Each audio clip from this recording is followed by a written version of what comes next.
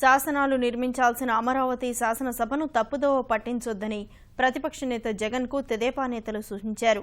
నూతన రాజధానిలో అర్థవంతమైన చర్చలు జరిగేలా ప్రతిపక్షం సహకరించాలని కోరారు. వ్యక్తిగత అజెండా తీసుకురావద్దని జగన్కు హితవు పలికారు.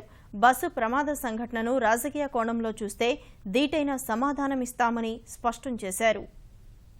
కలెక్టర్ని పట్టుకుని భుజం మీద చేసి తోసేటువంటి ప్రయత్నం చేయడం, తనకు తానే సర్వశక్తిమంతుడు అనుకోవడం.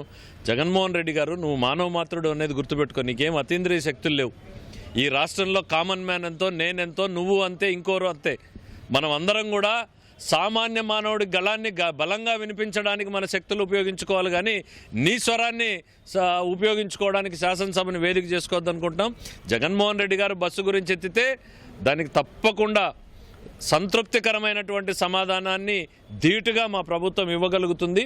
అయితే ఇట్లాంటి సమస్యల్ని రాజకీయ కోణంలో తిప్పొద్దు, రాజకీయ కోణానికి వాడుకోవద్దు అన్న సలహాను సూచన ఇస్తున్నా.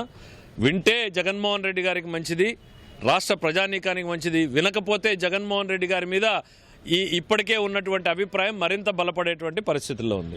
ఈ సభ ఔన్నత్యాన్ని కాపాడండి కోరుతున్నా. నేను ఈ సభలో జరిగే యజ్ఞాన్ని మీరు రక్తం పోసి మాంసం పోసి ఆ యజ్ఞాన్ని భగ్నం చేయకండి ఈ రాక్షస సమూహాన్ని నేను కోరుతూ ఉన్నా.